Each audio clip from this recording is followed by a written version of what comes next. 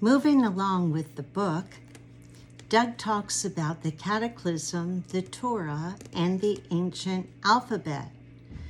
On the surface, it seems like the Ice Age and polar reversal have nothing to do with the Torah or the alphabet, but you really can't separate the three topics.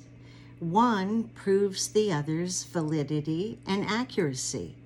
Once you realize and accept that only a very highly advanced civilization could have developed the design of the original symbols, and you realize that the exact number of years between polar reversals is embedded in the Torah, you have to conclude that you are not reading a normal, ordinary book. The Torah is amazingly unique from anything else. An offshoot of these discoveries is the realization that Moses wrote a true story, but also that he placed a great number of codes and hidden stories within the Torah. I am sure that he did this so that someone would figure it out in the far distant future. Now, what is Doug's background for doing this, and what credibility or credentials might he have? Doug's story begins in 1972 when he and his friend Gary Sultan enunciated a very interesting idea. What if our universe was the product of information? They used the videotape analogy to help explain that type of universe. Or maybe The Sims. I've never played that, but from what I understand, I don't think he fully believed the fledgling's theory. It turned our familiar reality on its head, but I thought it was an interesting perspective back at that time, Doug says. Shortly thereafter, he started research on pyramids and found that an informational theory of existence would explain why objects are preserved when placed inside a pyramid made to a particular angle and dimension. Over the next 5 years, Doug conducted a variety of researches which included many of the subjects listed before. The result was his first book, Reality Revealed, The Multidimensional Reality Theory. This book laid the foundations of an informational theory of existence, which presented a possible explanation to the causes of the Ice Age, the polar reversal, and really a lot of other phenomena. Doug's research on the Hebrew Scriptures began in 1992 when he was doing research for his book on polar reversals and an update of Reality Revealed. He then came across the work of Stan Tenen, a Torah researcher in California who had rediscovered several models used by early Jewish scholars to unravel secrets of the Hebrew alphabet. He believed that Mr. Tenen had rediscovered lost medieval tools, which the rabbis had used in their studies of the Torah. His conclusion was not similar to what Doug intuitively thought the Hebrew letters actually represented. So he was seeing all kinds of connections with this new paradigm shift. Mr. Tenen came up with a shape which had too many turns in the middle, which he analogized as a flame in the middle of a tetrahedron. His conclusion was that the Hebrew alphabet was an existential expression of man's consciousness. He came up with hand models of each one of the letters. He explained represented an extension of our consciousness. Doug didn't agree with his conclusions, but he did feel like Mr. Tennant was onto something, and that what he had discovered was real.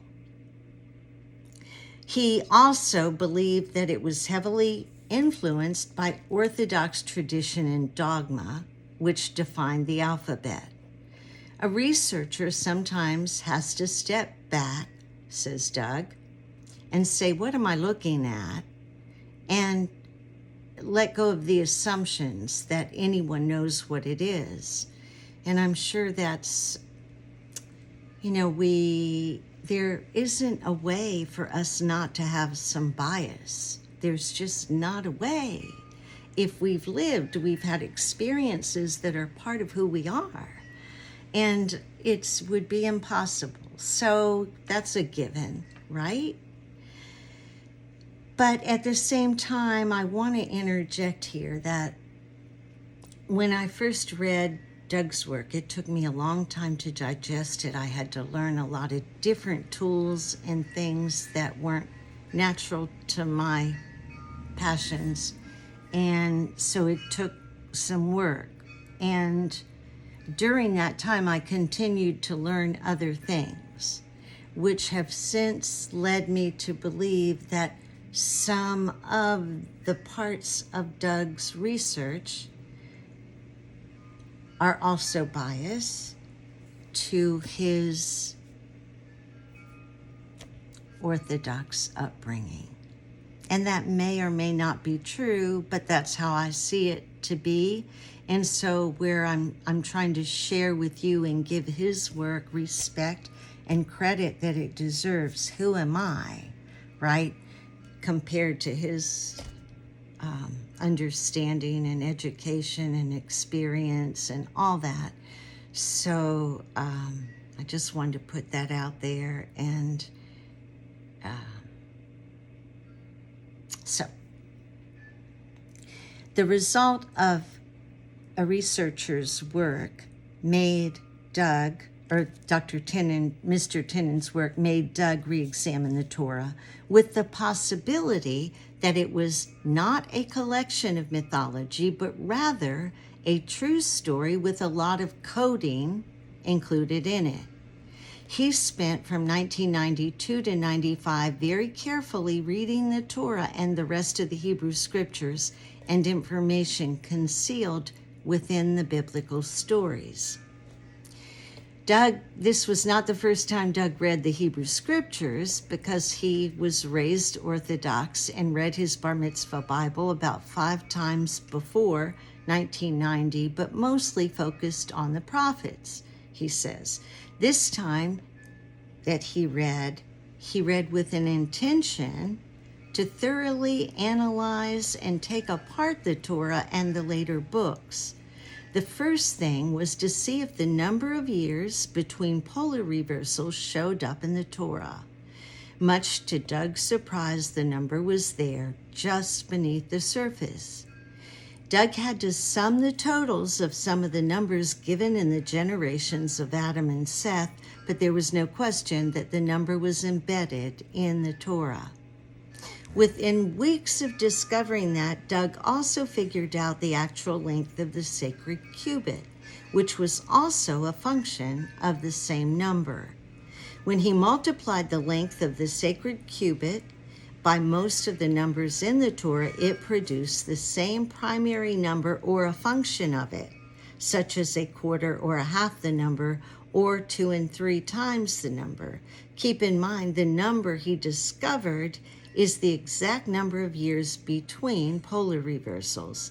This number and how Doug discovered it will all be explained in chapter 2, which is more about teaching the codes and that kind of thing than this, which I'm trying to follow word for word to give it justice. In chapter 2, once the unit of measure was discovered, Doug could actually decipher the message of the whole Torah and unravel it literally. The Torah has biblical surface stories which give clues to a number of important secrets. They reveal the location of Mount Sinai, the Exodus route, what Moses and the Hebrews did in the Sinai. Sorry, that's bothering me.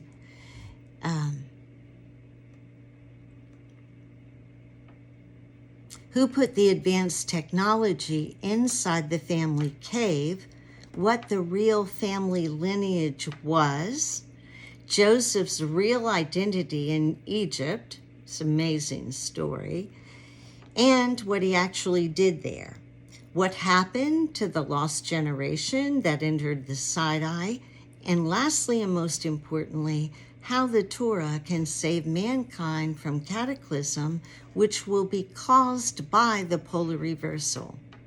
Doug was able to answer all these questions thanks to the clues Moses left in the Torah and because of his 3 geological expeditions to the area. All right, are you with me? When analyzing the Torah, the thought comes to mind, why did Moses conceal the location of the mount? Moses ended his descriptive Exodus route a substantial distance short of Mount Sinai and shy 19 days away. He ended his fairly descriptive travels at Rephidim, at the battle with Amalek. From the start of the Exodus route, Moses gave us a running description at the rate of every 1 to 12 days as to where they were and what they did. After the battle of Amalek, nothing. It's obvious that he was concealing the location of Mount Sinai, but the question is, was there something there that he was supposed to protect? Today's academic circles generally accept the theory that Mount Sinai is mythical because no accredited archaeologist has ever found it. Some scholars think that Moses was fictional as well, along with many of the earlier biblical characters. By the end of 1995, Doug had a very good idea about where the Mount Sinai was located and a strong hunch about one particular mount in the Sinai. In November of 1997 and November of 1999, he funded 2 geological expeditions to the area. As a result, found the real Mount Sinai. Doug found all of the altars described by Moses in Exodus at the correct location, distance, and direction which was given. Doug was the first person in 2,592 years who figured out where the real Mount Sinai was located. And he didn't have a father who was a high priest to show him where it was, because that's who has the goods, right? As a direct result of finding Mount Sinai and what was actually there, Doug was able to unravel the rest of the story Moses embedded within the biblical Torah story. Doug figured out answers to all the questions he previously listed that we've started out with, including some additional secrets which made the biblical story so much richer. Within the book, Doug's going to show us some of these altars, but won't disclose the real location of Mount Sinai at this time. He says that he holds back the location to protect the altars from the people there that hate the Jews and everything they stand for. And the book will only cover what the title says. The rest will be published in another book. And I know that this book was updated, but I'm not sure if he ever got to that part. I know that he was planning another expedition with his son, and I know that that didn't happen before he died. He was so clear-headed when I had lunch with him last June. The June before last. All right. During Doug's 59 years of life at the time he wrote this book, he observed 5 different viewpoints concerning the concept of God and organized religion. The first comes from a ruling class, which Doug classifies as intellectuals from academia, or the higher educated upper echelons of government bureaucracies. These individuals generally do not believe in a God defined as a supreme being or an intelligence of the universe. They tend to believe that intelligent life is the result of an accident or genetic probability played out over millions of years of evolution. They look at organized religion as a human invention to explain the mysteries of the universe. Organized religion has served to control and modify man's baser behaviors, for the most part for the better. Behaviors such as cannibalism, stealing, murder, slavery, lying, and incest have been eliminated or repressed through the positive efforts of organized religion. These behaviors needed to end so a coherent, stable society could develop. The ruling and intellectual classes believe in themselves as controllers of destiny, theirs and everyone else's. Since they believe that academia has explained most of the phenomena in the universe, there's no longer any need for a genuine belief in God as the creator of that universe, and there's no longer any need for a genuine belief in God as the creator of the universe and director of all action. This group does, however, desire the continuation of most popular organized religions because they control the masses for the purposes of those at the top. Religious cynicism rules the ruling class. The second group is the average working class. Members of this group have a high school or some college education and work for a living. They generally believe in a God and identify with one of the major religions, tending to believe in what their political and leadership tells them. Their main concern is to create the good life by getting ahead in the material world that we live in. Organized religion has its place and usually doesn't interfere with their work, their family goals, or their sports agendas. The third group Doug calls free spirits. They seem to have been disillusioned with the mainline religions and politics and gravitated towards New Age religious movements. This phenomena seems to be most prevalent in first world countries such as in Europe and in the U.S. Free spirits seem to be the most closely associated with ecumenism. They may include agnostics who don't know or care about anything but want to affiliate with something for social convention. The fourth group is the poor and uneducated of the world. The majority of them steadfastly believe in a God, and their belief is sometimes the only stable thing in their lives. Sometimes they can count on it to give them some meaning and hope. They obediently try to follow the precepts of their religion and generally follow the edicts of their religious leadership, right or wrong. The fifth group encompasses the vast majority of scientists, especially physicists. The religion for them is science, the procedure and the process of disclosure. Their philosophy is if you can't measure it, weigh it, see it, or detect it in a bubble chamber, and most importantly, get grant money from it, it doesn't exist.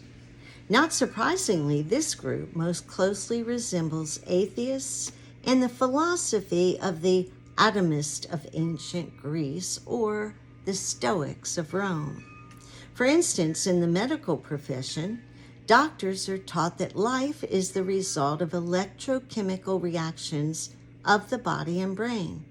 At the moment of death, the brain has hallucinations that explain the many stories of individuals who have clinically died and come back to life, and the strange stories of an existence after death. Dreams are explained away as our subconscious interpretation of the day's activities. There is no such thing as psychic phenomena that can't be explained by scientific procedure. People who play God do not believe in God.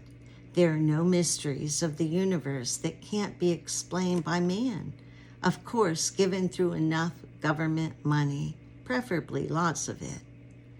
Atheists exist in all these groups, and they believe that there is no God. Organized religion to them is just a man-made concoction used for population control. Atheists are also disillusioned with organized religion, that they reject everything associated with it. They look at the Hebrew scriptures as an old Jewish mythology with no relevance to modern day man or society.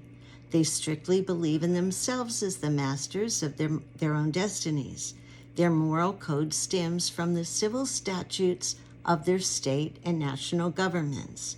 When one believes in nothing, one tends to obey the laws which suit one for the moment, or one can always create one's own code of moral conduct.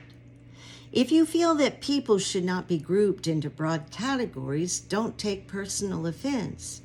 Doug is attempting to illustrate that just within our own society, there are many different viewpoints on God and religion, even within a society which predominantly is a one-religion majority. Worldwide, there are geographic and cultural reasons why so many religious philosophies began. Some believe in a man as being the visitation of God on this planet. Others believe in God as an all-powerful, unseen creator and controller of the universe. In the Far East, Taoism, Buddhism, and Confucianism developed. These religions don't have a God concept in the sense of a sole creator of the universe, but focus on a philosophy of cause and effect in the material and spiritual worlds. The only concept that remotely resembles a God figure is their idea of a universal consciousness, but this concept is only present in some schools of thought. The other religions man has created are Judaism, Hinduism, Islam, Christianity, and finally, we find nature worship among the native populations of the Americas and Africa. Some of these religions believe in multiple gods representing forces of nature. Philosophical diversity among religions has caused tremendous human conflict and hatred between various groups up to the present day. I've experienced so much of that. The reason for these ideological differences is that no one had yet defined what God is and what he is not. The only way we can possibly do that, says Doug, is to develop an accurate model of how the universe really works. And once we know that, and only then do we have a chance to understand what God's relationship is with his creation. This book hopefully will explain this relationship and bring men closer together and closer to the Creator. The Torah message is only decipherable if you first understand a totally different theory of existence. Doug repeats the following statement a number of times in this book so that it sticks with you. The universe is the product of information, and from this information, it creates the matter world we live in. Got it? The universe is the product of information, and from this information, it creates the matter world that we live in. That comes from the theory of multidimensional reality. In chapter 2, Doug takes us through the steps that he took when discovering the true length of the sacred cubit and how he used this measure to unlock the secret messages within the Torah and the rest of the Hebrew scriptures. The Hebrew alphabet will be explained in one of the chapters following after his informational theory has been described. The model for the alphabet will prove that we're dealing with a highly advanced previous civilization which created the document to memorialize something very important. These Torah discoveries, coupled with scientific explanation of what causes the ice ages, the polar reversals, and the exact number of years for the cycle, produces a powerful and urgent message for us, perhaps for the first time in our lives. Some of these chapters will deal with technical subjects, but keep in mind that this is the only way they can be explained. If you understand the principles that make up the Hebrew alphabet and the Torah, that you will begin to understand and find that most of the time the path to knowledge is a difficult, winding one, but it's a necessary road that we have to travel to understand any higher type of revelation. Some of these chapters, we are in the end of days, which is a fixed block of time before the coming cataclysm. Doug will explain when the time started and why God intervenes during this time to help man understand what existence really is. God reveals to man where we went wrong in the hope that we will change and thereby save ourselves from the polar reversal. After more than 35 years of research and study, Doug came to the conclusion that there is only one path and one body of knowledge which God wants us to evolve to. We, of course, have the power of free will, which sometimes evolves to destructive behavior. After 12,000 years of free will, either we will evolve to understand how the universe really works, or else we and our society will be wiped off the face of the earth in one day. The very few who survive will be the ones who will create the next civilization for better or for worse. The life of man, as well as every living thing in the universe, is a story of evolution, evolving to what God's relationship is with the universe. Think of this book as your journey on a newly discovered road to learning, a body of knowledge which has been hidden from man for over 2,500 years. Some of this knowledge will be frightening, and some will be awe-inspiring. But Doug's promise is that you will soon understand more about how the universe works and what God's relationship is to his creation.